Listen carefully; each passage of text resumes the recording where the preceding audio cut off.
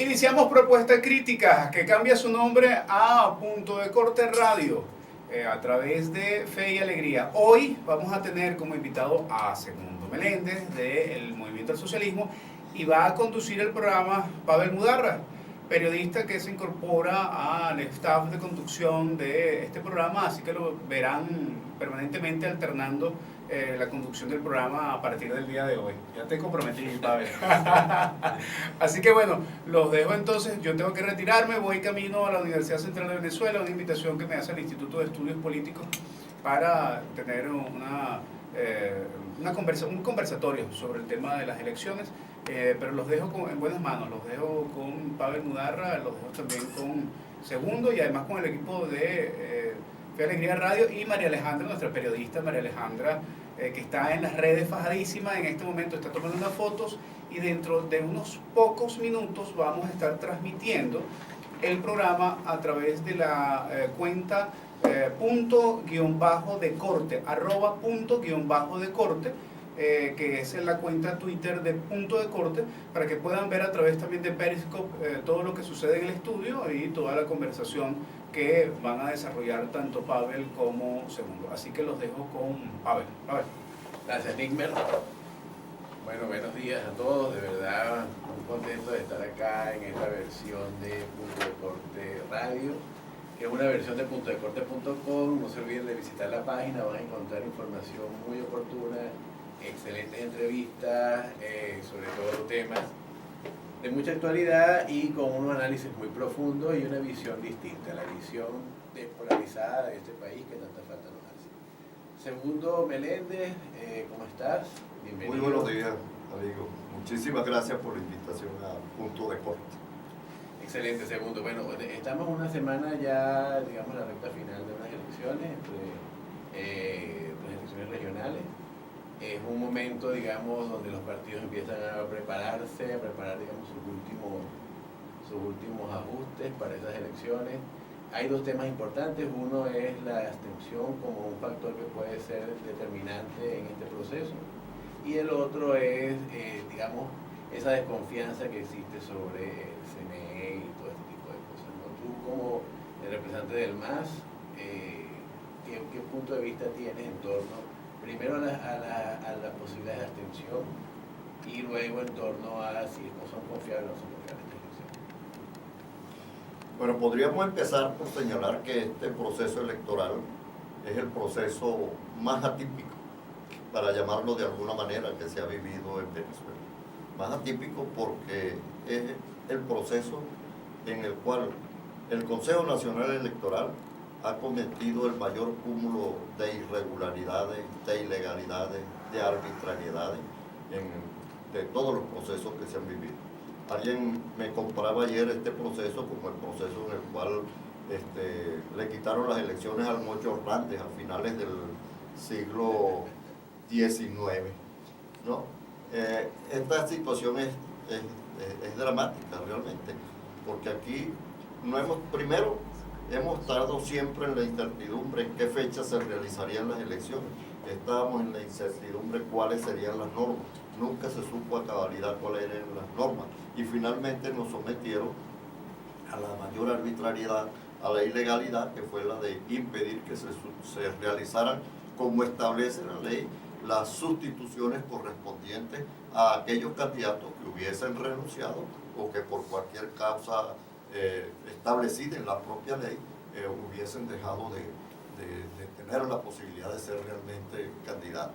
Hoy estamos en una circunstancia incluso que hay un conjunto de candidatos que renunciamos y hasta la altura no sabemos si el Consejo Nacional admitió esa renuncia o si ellos siguen siendo candidatos, si los votos que se emitan en esas tarjetas puedan ser votos nulos o pueden ser votos por los candidatos que renunciaron. Es toda una situación de verdad de caos, pues lo que se ha vivido en relación a esta situación por la manera como el Consejo Nacional Electoral ha conducido este proceso.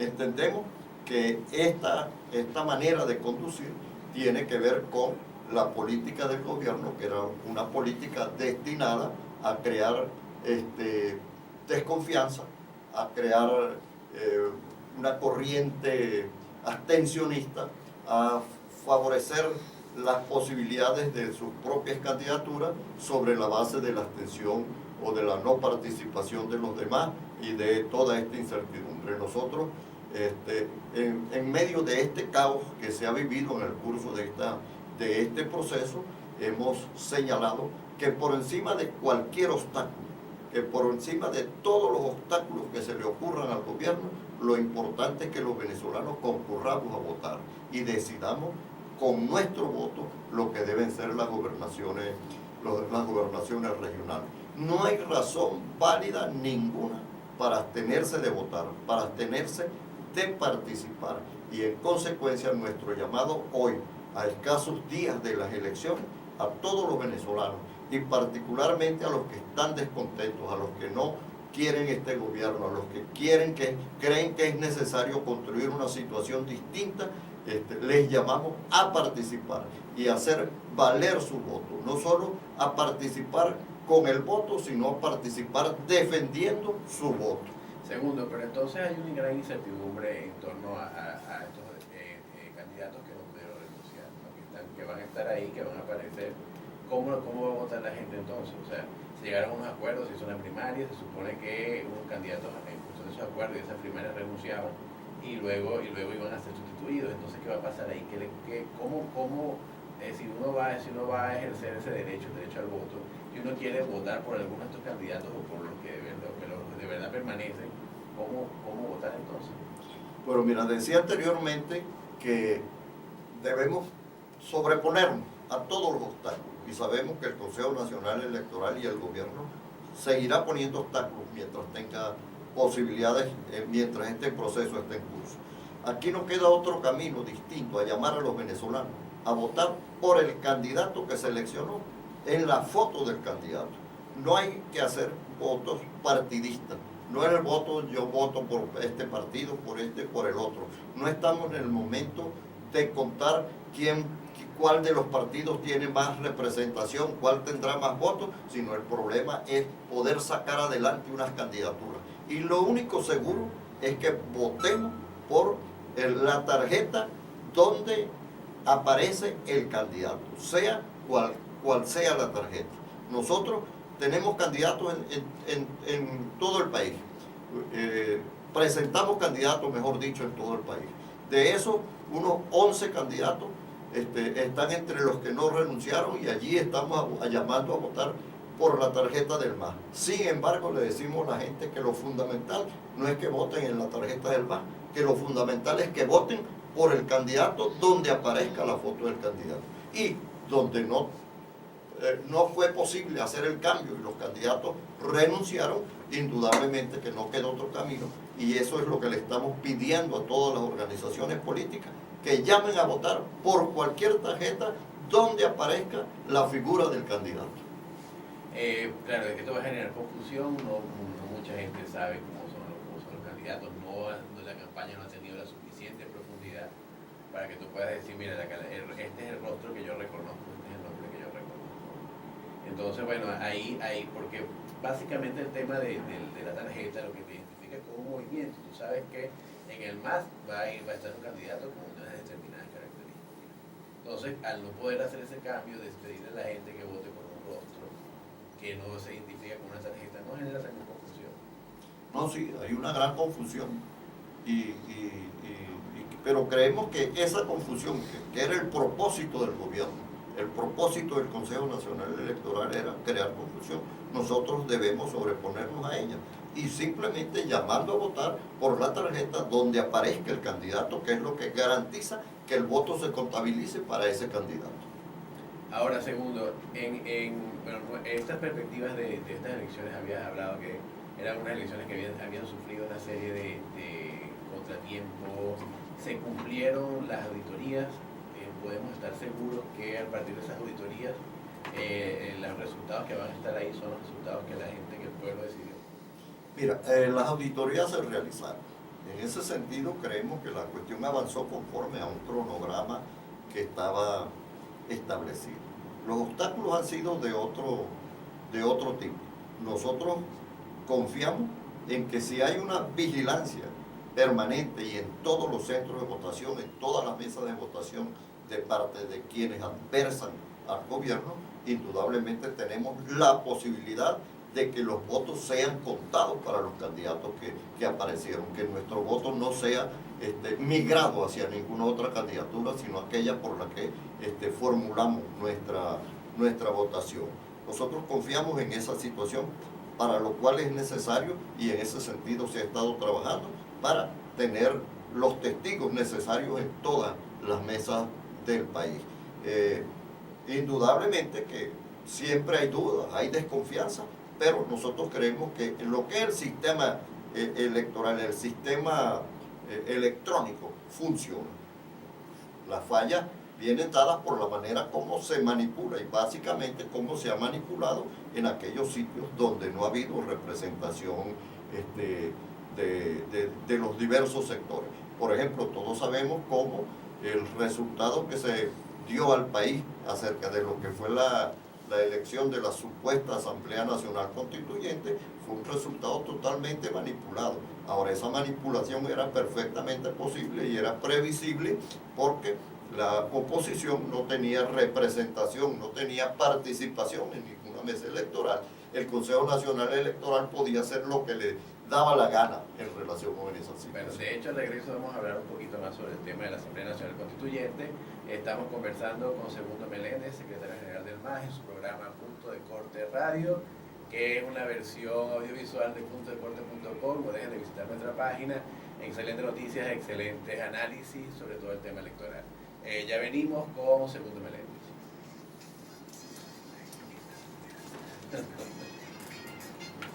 Excelencia.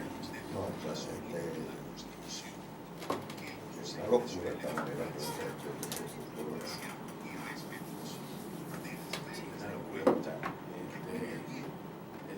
Es una locura planificada. Sí, creada para generar precisamente confusión y atención. Sobre todo si tú sabes que ellos van a cantar ahorita todavía podemos hablar de eso.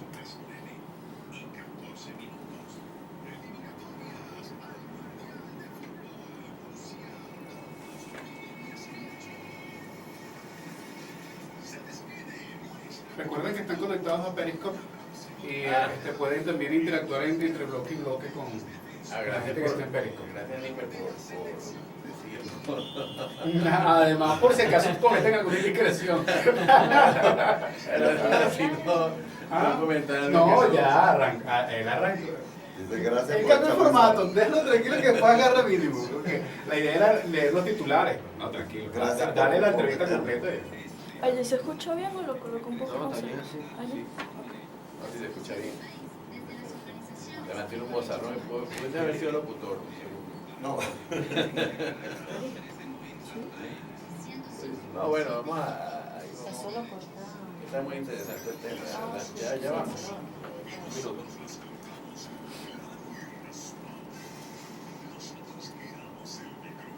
Lo estoy rematando. Aquí termino de enviar. Ahora estoy mandando el Twitter de Punto de Corte a todas mis listas para que la gente se pegue ahí. Yo transmití nada más el primer bloque. Claro. Ah, bueno, perfecto. También yo también lo estoy compartiendo, pero desde la cuenta del Twitter. Igual.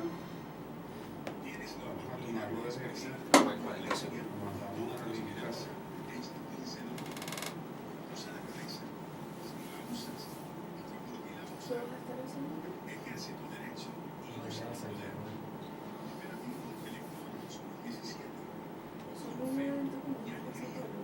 Sí.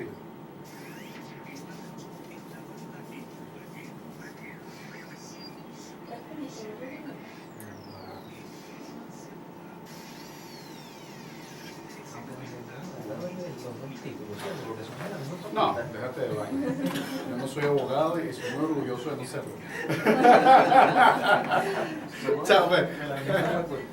No. Abogado, eso sí, segundo, estamos en contacto, hermano. Entonces, para el domingo quedamos pendientes. ¿A qué hora crees tú que No, dinos tú la hora y vamos a ir cuadrando. Si quieres, coordina con María Alejandra y por con la tarde Pablo. cuando haya información? Claro, cuando haya un poquito más de información para el operativo del domingo. Perfecto. ¿Viste? Sí, lo mejor es. Ah, por cierto, que contamos contigo. Ah, Lo mejor es en la tarde. Chao. Lo mejor en la No oficina. voy a Chao. enseñar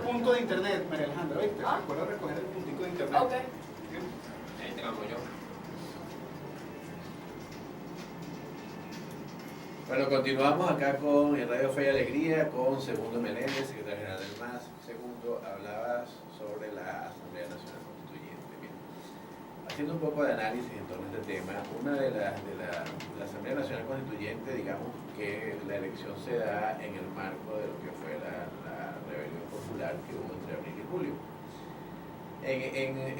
Previamente a estas elecciones, la oposición había convocado un referéndum para solicitar una serie de preguntas en torno a la continuidad del gobierno, etcétera, a salidas que consideraban salidas de la crisis, ¿no? En ese referéndum la oposición anuncia haber sacado 7 millones y algo, 7 millones y medio.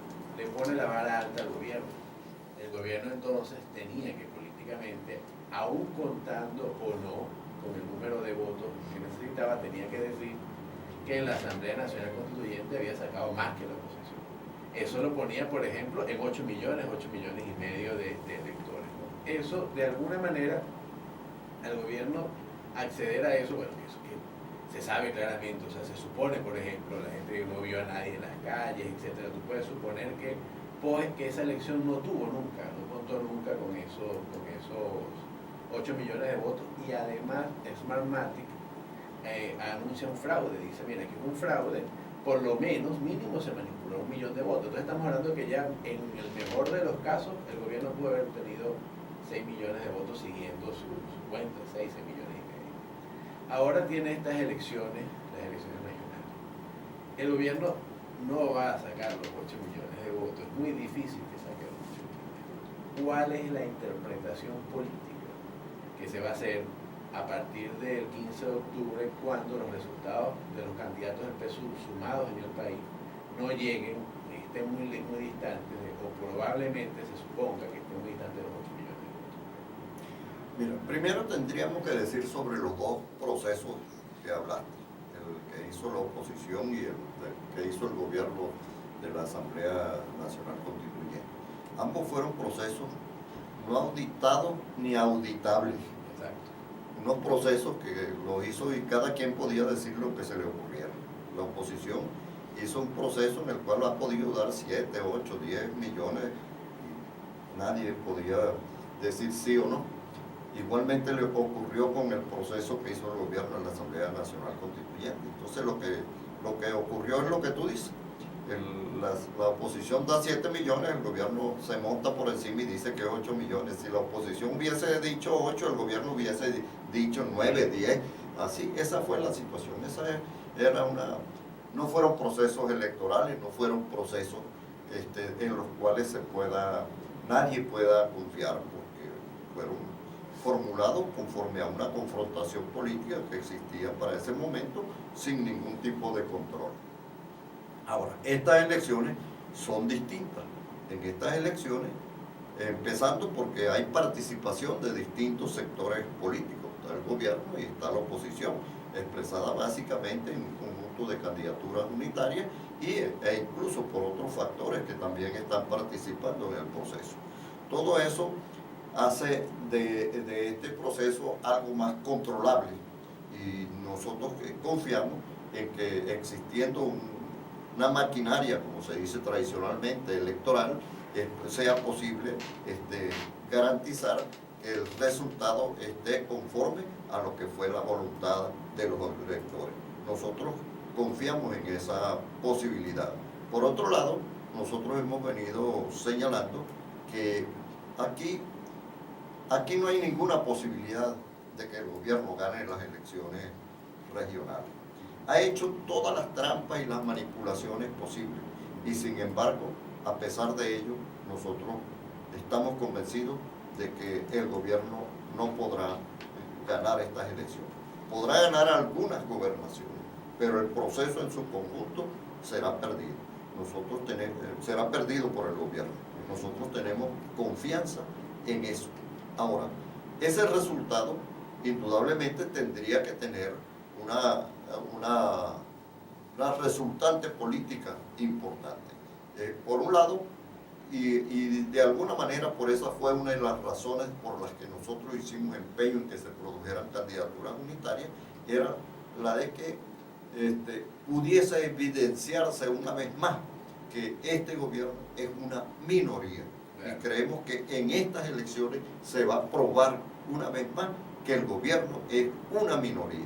Y eso es muy importante, no solo para lo que señalan algunos, para convencer al mundo, a las organizaciones internacionales y a los distintos estados de que este es un gobierno minoritario, sino también porque nosotros creemos que este hecho restablece la confianza en el voto como el mecanismo para enfrentar esta situación y para buscarle una salida a esta situación. Nosotros creemos que ese sería el hecho más importante que podría derivarse de este resultado electoral. La confianza en el mecanismo electoral como la vía democrática por excelencia para buscar una salida. Porque nosotros seguimos ratificando. Aquí no hay salida sino por la vía constitucional y democrática. Los atajos, las rebeliones no tienen posibilidades de resolver esta situación. Nosotros creemos que en la confrontación, tal como se había vivido en los últimos meses hasta julio, por esa vía no había ninguna salida. Y así lo dijimos claramente, así se lo señalamos a la Mesa de Unidad Democrática y se lo señalamos al país entero. Nosotros combatimos esa forma de enfrentar. No combatimos la protesta, no combatimos la manifestación, no combatimos el hecho de que la gente se vuelque a las calles a expresar su descontento.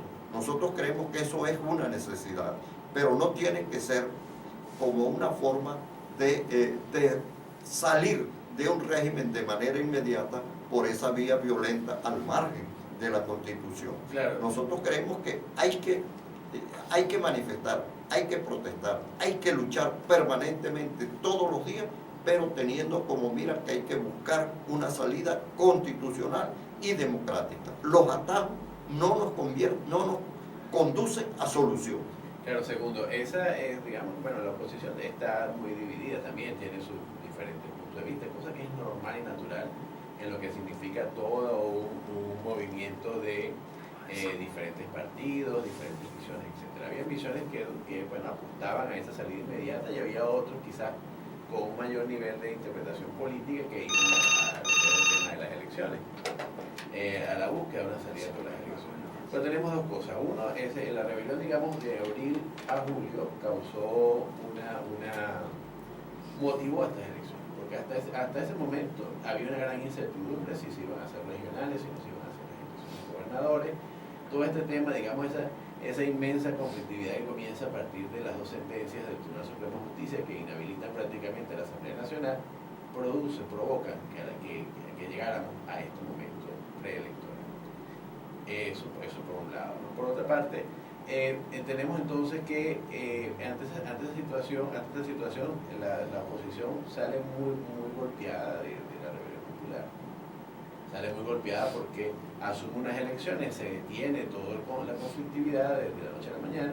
Entonces hay una gran decepción de la gente que había creído en que esa era una posibilidad, que es una salida, se decepciona y se inicia un abstencionismo crítico, por decirlo de alguna manera. Hay una abstención crítica a ir a votar producto de no confiar en los líderes de la oposición. ¿Tú crees que esa situación aún permanece hoy en día frente a estas elecciones o de alguna manera esa situación se ha revertido, la gente va a votar por la misma militancia, por la misma lucha política?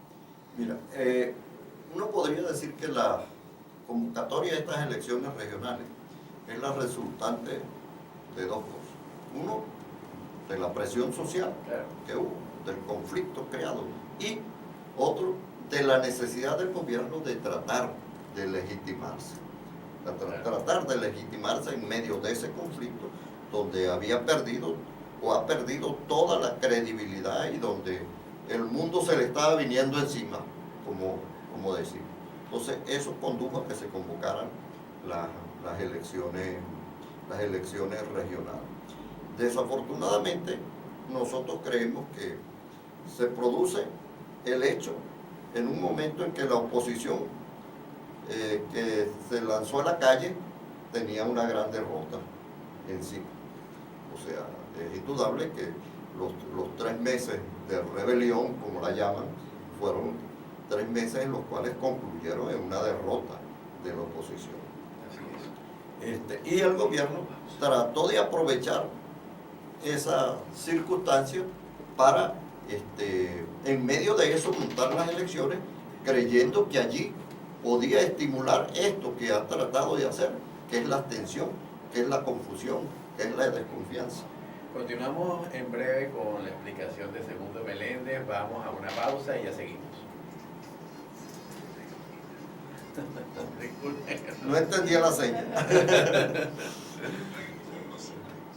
Sí, disculpe, lo que pasa es que ahorita a las 9:28 me entró un noticiero de un avance informativo de Maracaibo, entonces Está bien.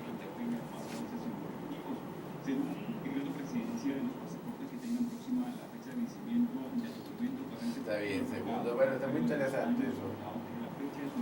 Bueno, es que fíjate, la otra parte que quería abordar de eso es lo siguiente, es que tú dices, ok, las elecciones, estas elecciones fueron el resultado de ello, pero es que estas elecciones debieron ser el objetivo básico de la oposición en el año 16. La oposición se equivoca cuando desde enero del 2016 se plantea lo que es la salida de Maduro, cuando lo que tenía que plantearse era garantizar que se dieran las elecciones regionales, como un paso de seguir reafirmando la minoría del gobierno y propinarle una nueva derrota al gobierno. Eso era lo que estaban planteando. En cambio, se embarcaron en un camino que no los condujo a ninguna parte. Sustituyeron el esfuerzo que había que hacer por las elecciones regionales por el plebiscito, ¿cómo se llama? El referéndum, el revocatorio. Cuando el revocatorio era es legítimo, es, ¿cómo se llama? Legal, es un derecho constitucional, pero era una inseguridad y las muertes. Que el gobierno podía boicotear, como hizo por distintas maneras, como teníamos incluso el precedente desde el 2004. Operativo Elector 2017. Entonces, plantearse el problema, la salida ya del gobierno, en lugar de seguir avanzando. Y el avance muy importante hubiese sido si se logra así como se presionó, como tú dices ahorita, esta presión sirvió para que se convocara. Toda la presión del 2016 tenía que ir dirigida a garantizar las elecciones de gobernadores y alcaldes. Eso creaba un cuadro político muy distinto en el país. Pero ahorita vamos a hablar de eso. Ahorita continuamos con esa parte, porque dejamos a la mitad lo que está diciendo. Todos los jueves de 3 a 4 de la tarde con la conducción Para de que Gustavo la gente Martínez quedó. por Radio Villa 390 AM y 105.7 FM. Y todos los martes de 3 a 4 de la tarde son derechos. La situación del país desde las organizaciones de derechos humanos. Producido por Covea. ¿Cómo son los números acá? Los números de rating aquí, ¿qué rating manejan ustedes? ¿Qué tipo de...? Opinión para elegir a la persona que sea acá se fue responsable claro. de dirigir tu estado. Elige, sé parte de la decisión. Ejerce tu derecho y usa tu poder. Operativo Elector 2017. Con fe y alegría. Bella Alegría tiene emisoras en casi Fe y todo el país. alegría, la radio que te escucha. Que te escucha.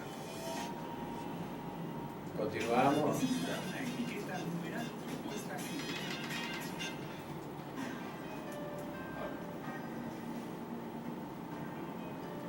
Continuamos acá en Fe y Alegría con su programa Punto de Corte Radio, en una versión audiovisual de puntodecorte.com, la página de información que es donde ustedes podrán encontrar análisis, podrán encontrar noticias, podrán encontrar toda aquella información que necesiten, sobre todo en esta semana. Además vamos a tener un operativo el fin de semana en torno a las elecciones. Seguimos con Segundo Meléndez, el secretario general del MAS, estaba conversando con nosotros sobre el tema de las elecciones regionales, cómo habían sido motivadas a partir de la rebelión popular de abril a julio, y basándose también en cuanto a que, como me decía Segundo, esas elecciones debieron haberse realizado, o la oposición debe haber presionado para que las elecciones regionales se realizaran en el año 2016. Bueno, mira, en relación a estas elecciones, nosotros decíamos que el gobierno se lanza a las elecciones porque cree que en el cuadro de una derrota que acaba de sufrir la oposición y en el cuadro político general, le era necesario a ellos buscar una vía de legitimarse, pero también porque vieron la oportunidad de poder minimizar el impacto de una elección sobre el gobierno. Nosotros creemos que ellos durante un tiempo creció mucho la idea de la abstención, como respuesta de la gente frente al descontento que tenían por la manera como la oposición o la Mesa de Unidad Democrática había conducido el proceso de los 3 meses pasados. Sin embargo, yo creo que aquí hay un nivel de racionalidad política muy importante de parte de los venezolanos y que en lo que se ha ido afincando la situación y se ha ido viendo que lo electoral es una necesidad, es una lucha dentro de todo este proceso de luchas generales que libramos, la gente ha reaccionado positivamente y yo creo que va a haber una importante participación en este proceso. Sabemos igualmente que estos procesos regionales convocan menos gente que los procesos nacionales, pero sin embargo creemos que va a haber una importante participación, porque la gente ve la posibilidad una vez más de demostrar su descontento y de demostrar que este es un gobierno de una minoría. Segundo, ¿ustedes han medido eso? ¿Han medido la participación y la capacidad, la voluntad que tiene la gente de participar? Sí, mira, nosotros hemos ido observando pues las distintas mediciones que se han hecho y la situación ha ido cambiando en los últimos días. No te puedo dar en este momento los números porque no los recuerdo bien todo lo que hemos estado leyendo en esta situación y sobre todo el ambiente que ha adquirido la campaña electoral en las regiones ha hecho que este proceso se dé con mayor intensidad en los últimos días. Uno está aquí en Caracas y seguramente aquí en Caracas no ve emoción electoral. Claro. Primero porque en Caracas no hay elecciones, en lo que es el distrito capital. Hay elecciones en Miranda y en Miranda en lo que es también la región capital, a mí me parece que no ha habido la suficiente emocionalidad en el proceso electoral, pero cuando uno se desplaza por el interior ve que sí ha adquirido fuerza este hecho y que va a haber una importante participación. Creo importante que los partidos políticos, en medio de todo este cúmulo de obstáculos que se han interpuesto, finalmente han tratado de ofrecer una respuesta común al problema, que es ese que hemos señalado. Llamar a votar por el candidato independientemente de por cualquier tarjeta que tú votes. Pero decíamos anteriormente que aquí hay una situación. Estas elecciones se dan en este cuadro. Nosotros creemos que la oposición perdió el año 16. Lo perdió porque se planteó un objetivo inalcanzable. No era posible decir, yo resuelvo la situación con Maduro este año. Maduro sale este año, sale en 6 meses, sale en un año. Bueno, esa fue una política profundamente equivocada de parte de la Mesa de Unidad Democrática. Nosotros sosteníamos que en ese momento el objetivo central de la oposición debieron ser las elecciones regionales. Ha debido centrarse en que se garantizara el cumplimiento de la Constitución en materia de las elecciones regionales que estaban pautadas. Y hubiese sido, a veces es difícil hablar después que las cosas no suceden, afirmando de manera tal como lo estoy haciendo, pero creo que hubiese sido una derrota muy contundente y una reafirmación de la derrota al gobierno en el 2016 y quizás las condiciones, la situación hoy fuese totalmente distinta. Desafortunadamente se perdió ese año y entramos este año en mayor conflictividad porque ni siquiera la derrota del 2016 obligó a la Mesa de Unidad Democrática a rectificar su política de del Maduro vete ya, por una política enmarcada dentro de los parámetros de la Constitución que establece un cronograma, y era exigir que se cumplieran las elecciones regionales que no se habían cumplido y que se garantizara el resto del cronograma electoral que implique elecciones presidenciales en el 2018. Ahora, claro, parece que la visión que hay, o no sé, la visión que se ha, digamos, de alguna manera expandido dentro de la oposición, es la idea de que no se llamar a elecciones o, digamos, establecer una lucha por elecciones no tiene el mismo efecto del impacto político, el impacto convocatoria que pudiese ser establecer una lucha por un vete ya, o por vamos a salir de Maduro lo más rápido posible, o empezar a manifestar para salir de Maduro. O sea, pareciera que la visión que se generaliza es una visión de inmediatez, donde te dice, mira, si sales a manifestar, vas a contribuir con la salida del gobierno, y que eso tiene mucho más impacto y mucha más fuerza que cuando se dice vamos a manifestar para obligar al gobierno a cumplir con una cosa constitucional como una elección. Seguramente es así, pero aquí lo que ocurre básicamente es que durante mucho tiempo la Mesa de Unidad Democrática, que es un centro político, dejó de ser una dirección política y se ha conformado con seguir la corriente a sus seguidores. Y la gente quiere desesperadamente salir de esto, pero una dirección política tiene que cumplir el papel de señalarle a la gente, a esa que está desesperada por salir de esto, cuál es la vía, cuál es el camino, de qué manera puede garantizarse el objetivo, y no simplemente dejarse arrastrar por lo que creen los más radicales o los más desesperados o los que tienen más necesidades, sino tiene que orientar, y ese papel dejó de cumplirlo la Mesa de Unidad Democrática lo ha dejado de cumplir, todavía a mi juicio no ha entrado en esa realidad, y desde la Mesa de Unidad Democrática, en lugar de política, se ha hecho antipolítica. Ese es un problema básico, se ha hecho antipolítica.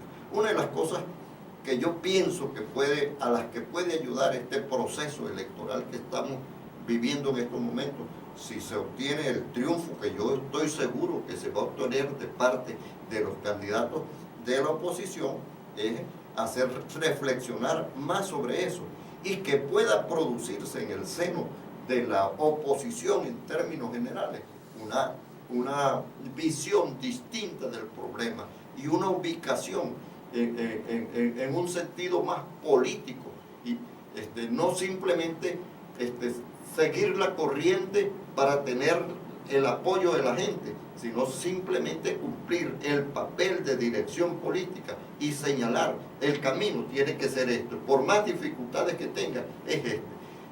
Por ejemplo, yo tengo 15 años, vamos a decir más o menos, oyendo, este pueblo no aguanta más, el gobierno no aguanta más, aquí esta cosa se resuelve este mes o nos reventamos, y eso es totalmente falso. Eso era totalmente, eso no respondía a la realidad. Sí. Las victorias políticas se construyen y las derrotas políticas También, así es. Bueno, continuamos conversando con Segundo Meléndez, secretario general del MAS, en su programa Punto de Corte Radio. Segundo, hemos hablado suficiente sobre el tema de la oposición y las condiciones que tiene la oposición. Vamos a hablar un poco del PSUV y el tema del gobierno como tal. O sea, el gobierno va a unas elecciones en desventaja. ¿Cuál es su condición? O sea, tiene una ventaja, digamos, maneja el CNE, tiene capacidad de tomar ciertas decisiones, pero hasta ahora se confía plenamente en que los resultados que se emitan van a ser los resultados que el pueblo decidió. Va el gobierno a unas elecciones bajo esa perspectiva en desventaja. ¿Cómo asume un gobierno que está tan aferrado al poder, asume de esta manera ir a una confrontación donde evidentemente va a ser derrotado? Bueno, yo creo que el gobierno va a esta confrontación obligado, porque primero su nivel de legitimidad lo había perdido, toda legitimidad la iba perdiendo, sobre todo las elecciones regionales eran, diríamos, un problema muy importante para el gobierno. No haberlas cumplido en su oportunidad ponía en evidencia pues todo el carácter inconstitucional, ilegal, arbitrario, como estaba actuando el gobierno. Por eso se ve obligado a ir a estas elecciones. Ha hecho un gran esfuerzo para minimizar los efectos de esta cuestión con todas estas manipulaciones que ha hecho del proceso electoral, con las que busca reducir a su derrota. Por ejemplo, hace algunos meses este gobierno nadie le daba... Bueno, vamos a un corte de Fe y Alegría, gracias a Segundo, y continuamos. A este gobierno nadie le daba hace la posibilidad de que ganara 3 gobernaciones. Sí, usted tiene 5 por lo menos. Hoy se puede decir que esta cosa puede incluso llegar a estar partida. El gobierno puede estar... Yo creo que la oposición va a ser mayoría, pero no la mayoría que pudo ser, porque el gobierno con toda esta manipulación algún efecto tiene. Y eso es lo que está buscando, minimizar tu derrota. Sí, vamos a hablar de eso, porque queda un solo negro. Yo no sí. creo que el gobierno busque el triunfo en esta elección, busca minimizar su derrota. Hasta las 58 de mayo. Ajá, queda un solo negro, bueno, está bien, vamos a hacer breve y ¿Nos queda cuánto? minutos, 5 o 6 minutos, 7 minutos por ahí.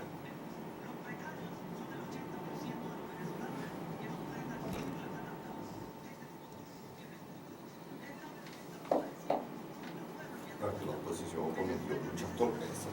Claro, pero hay también que poner el lado, o sea, porque el gobierno también ha cometido su gran cantidad de torpezas, ¿no? Entonces, Pero el gobierno tiene cuenta abierta, ¿no? Yo sobre esta cuestión le digo a la gente, mira, sobre el gobierno no vamos a hablar. Yo le digo, todos estamos conscientes que este es el peor gobierno, criminal, represivo, corrupto, todo eso es cierto. Entonces vamos a ver de qué manera construimos algo que pueda de verdad tener éxito frente a ese gobierno, a un gobierno de esas características. Por ejemplo, yo creo que uno de los problemas de la oposición ha sido que la oposición, que dice todo esto, y dice que esta es una dictadura y que dice todo esto, pero entonces después no se comporta en consecuencia con eso. ¿No? Por ejemplo, tú no podías esperar unas elecciones transparentes. No podías esperar tenías que prepararte para unas elecciones tramposas. Porque el gobierno es tramposo. Ejerce tu derecho y usa tu poder. Operativo Elector 2017. Con fe y alegría.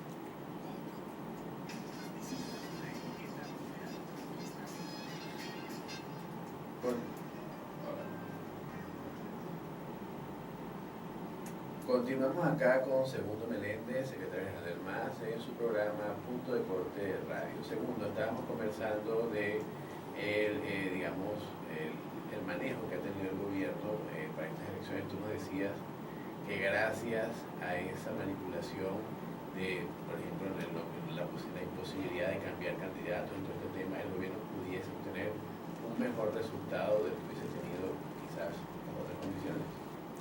Bueno, te decía que este gobierno se vio obligado a ir a elecciones, a pesar de su convencimiento de que las perdería. Se vio obligado y nadie garantizaba que se pudiera llegar al final. Se vio obligado a convocarlo. Todavía teníamos el temor de que en algún momento, por alguna razón, la suspendieran o pudieran crear una razón para suspenderla. Sin embargo, creo que se ha visto obligado a llegar a las elecciones. Lo que ha hecho es todo un gran esfuerzo por minimizar su derrota. Eso creo que hacia eso está dirigido el esfuerzo del gobierno, que por un lado es con la manipulación que se hace desde el Consejo Nacional Electoral, por el otro lado es con los esfuerzos que hace de meter miedo de atemorizar a la gente. Este ha sido uno de los instrumentos más importantes del gobierno. El terror. Es el terror. Y por un lado, y por el otro lado, el clientelismo grosero que realiza, o sea, mediante el cual obliga a la gente, está prestándole alguna atención a la gente con lo que llamamos con el alimento, con cuestiones de ese tipo, pero entonces cobra eso y no tiene ningún rubor en cobrarlo pública y directamente, señalando, tú recibes esto, pero tienes que sufragar de esta manera. O sea, mantiene una situación de presión sobre la sociedad con la cual pretende que o la gente se abstenga o que la gente tenga que votar por ella. Esa presión, siempre, al final esa presión a veces no funciona, ¿no? A veces no. La gente... Sí, en muchos sectores no funciona, generalmente no funciona. Funciona parcialmente, no vamos a desconocer que funciona parcialmente. Hay gente que teme.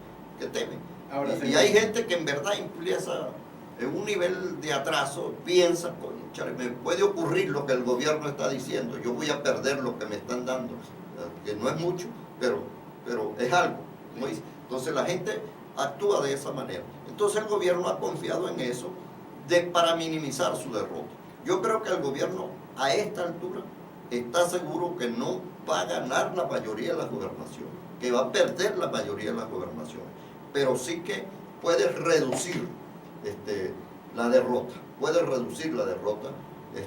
ganando unas cuantas gobernaciones.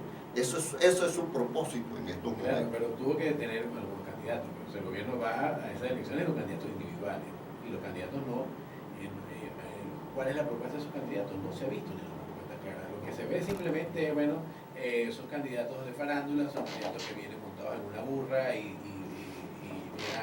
el candidato de la burra. Son candidatos que bailan la burriquita, tienen como una obsesión ahí con ese animal. Entonces, ¿cuál es la propuesta desde la perspectiva de un opositor, desde la perspectiva de alguien del MAS? ¿Cuál es la propuesta que el gobierno está dándole al país? No, bueno, el gobierno no está haciendo ninguna propuesta. Pues por un lado están las candidaturas folclóricas, como la del tipo de la burra, con el perdón de los folcloristas y del folclore. Y por el otro lado está que si tú ves las cuñas de televisión que has estado haciendo, son cuñas light, ¿no? Se están presentando como algo que realmente no son y que no han sido ni que tienen el propósito de ser. Tú ves las cuñas y son como que estuviésemos en el paraíso, pues. Entonces, esa es una situación. Lo que demuestran es que no hay ninguna voluntad de cambio, sino una voluntad de engaño, de engaño a la gente para tratar de preservar el poder. Creo que tú me decías en una cuestión anterior que cómo veíamos esto en relación a un gobierno que quiere por encima de todas las cosas mantenerse en el poder. Yo creo que ese es el gran problema. Es un gobierno que quiere mantenerse a como dé lugar en el poder. Pero yo creo que las condiciones se le han ido presentando de manera tal que ellos ya hoy tienen la convicción de que eso no es posible, salvo que decidan conducir a este país a una situación de violencia, a una guerra, como en otros momentos lo decían algunos de ellos. Que algunos decían, y creo que en algunos de ellos todavía eso sigue viviendo. No importa ir a una guerra civil, pero hay que mantener la revolución. Esa es la idea que expresan. Han expresado algunos de ellos y creo que algunos siguen pensando en eso. Pero yo creo que en general, lo que pudiéramos llamar el chavismo, los sectores que por distintas razones ideológicas o políticas los acompañan, ya hay la convicción de que no es posible permanecer en el poder de la manera como lo están haciendo. Además de que ha crecido el convencimiento en todos los sectores, tanto desde la oposición como los sectores del gobierno, que ya este modelo fracasó, que esta política fracasó, que las promesas que hicieron a la gente no se cumplieron y que esas promesas no se podrán cumplir dentro de este modelo. Entonces hay ese convencimiento. Entonces eso va creando una situación en que a este gobierno le será imposible garantizar su permanencia en el poder, porque todo esto va resquebrajando toda la estructura del Estado. Progresivamente tendremos que ir viendo más disidencias, más conflictos internos, más altos funcionarios que llega un momento en que dicen hasta aquí y buscan otras opciones.